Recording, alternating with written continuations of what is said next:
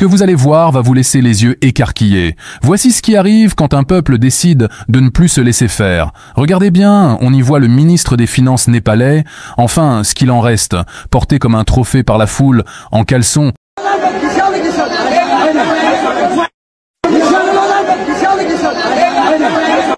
Et juste après, cette deuxième vidéo, ces petits copains ministres qui s'enfuient comme des lâches par hélicoptère depuis le toit de leur palais.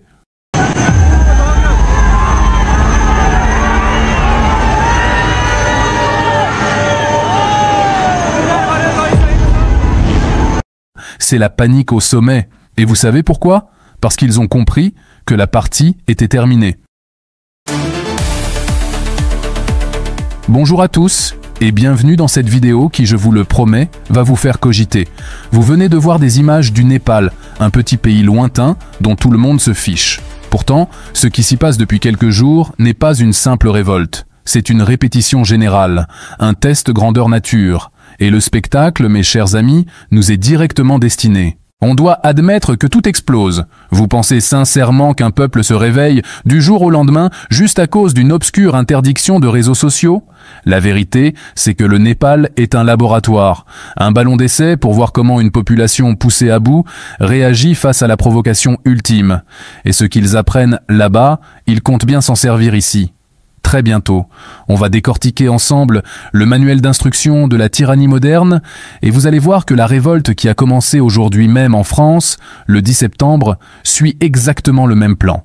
Pour comprendre le piège qui se referme sur nous, il faut d'abord regarder les faits bruts, ceux qu'on vous sert dans les médias officiels pour vous endormir. Au Népal, tout aurait commencé à cause de la génération Z, des jeunes, soi-disant apolitiques, qui en auraient eu marre de la corruption et du népotisme. Sur les réseaux, ils dénonçaient les Nepo Baby, ces filles de l'élite politique qui s'affichent sans aucune pudeur avec des montres de luxe, des voitures de sport, pendant que le peuple crève la dalle. C'est un fait, près de 2000 jeunes Népalais fuient leur propre pays chaque jour pour trouver un travail de misère à l'étranger. La situation était explosive, tout le monde le savait. La frustration était à son comble, mais une marmite sous pression, ça peut siffler pendant des années avant d'exploser. Pour qu'elle explose, il faut un déclencheur, un acte délibéré, une provocation. Et cette provocation, elle arrive le 4 septembre 2025. Le gouvernement népalais, dirigé par un vieux crocodile de la politique de 73 ans, K.P. Sharma Oli, un type qui a été Premier ministre 4 fois, décide de couper l'accès à 26 plateformes de réseaux sociaux. Facebook, X, YouTube, Signal, tout y passe. La raison officielle? Un simple problème d'enregistrement administratif. Une excuse tellement bidon que personne n'y croit. Vous imaginez? Couper la seule soupape de sécurité d'un peuple au bord de l'insurrection pour une histoire de paperasse?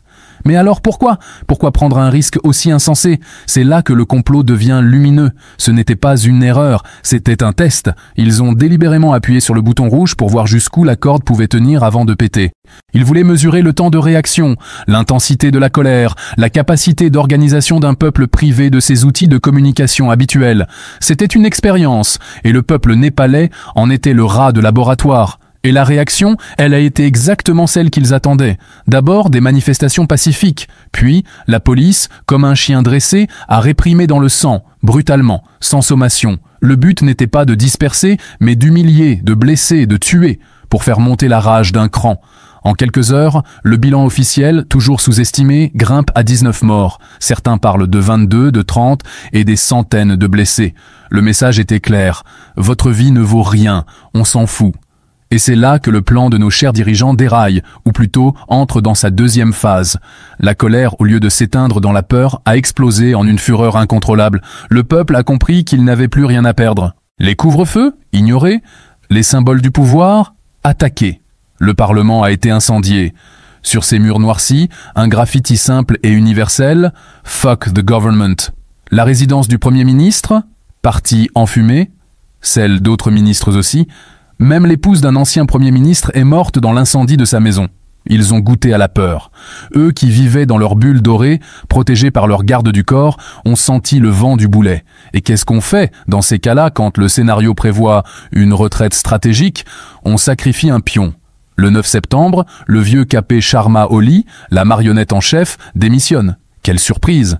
Les médias applaudissent ce geste d'apaisement, mais c'est une insulte à l'intelligence du peuple.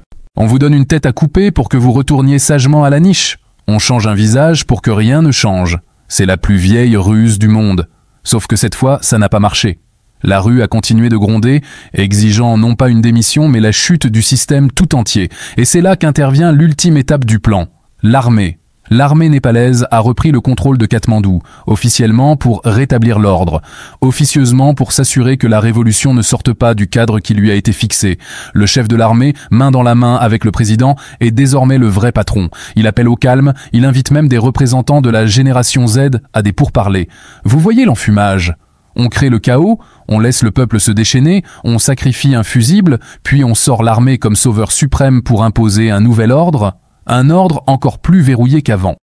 Pendant ce temps, pour faire bonne mesure et pour occuper les esprits, on laisse plus de 13 500 prisonniers s'évader des prisons. Un peu de chaos supplémentaire, ça ne fait jamais de mal pour justifier ensuite une reprise en main musclée. Maintenant, arrêtez de penser au Népal. Regardez par votre fenêtre. Que se passe-t-il en France aujourd'hui même, ce 10 septembre?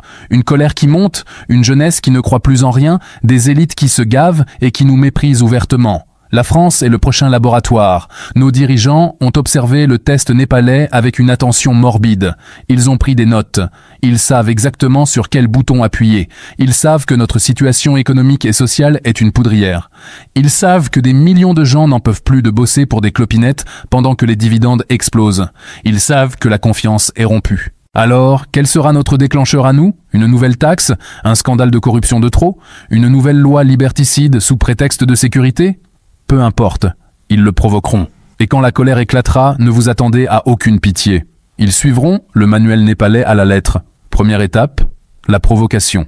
Ils nous pousseront à la faute. Ils attendront le premier débordement pour justifier la suite. Deuxième étape, la coupure. Attendez-vous à des restrictions d'Internet, pas forcément un blocage total comme au Népal.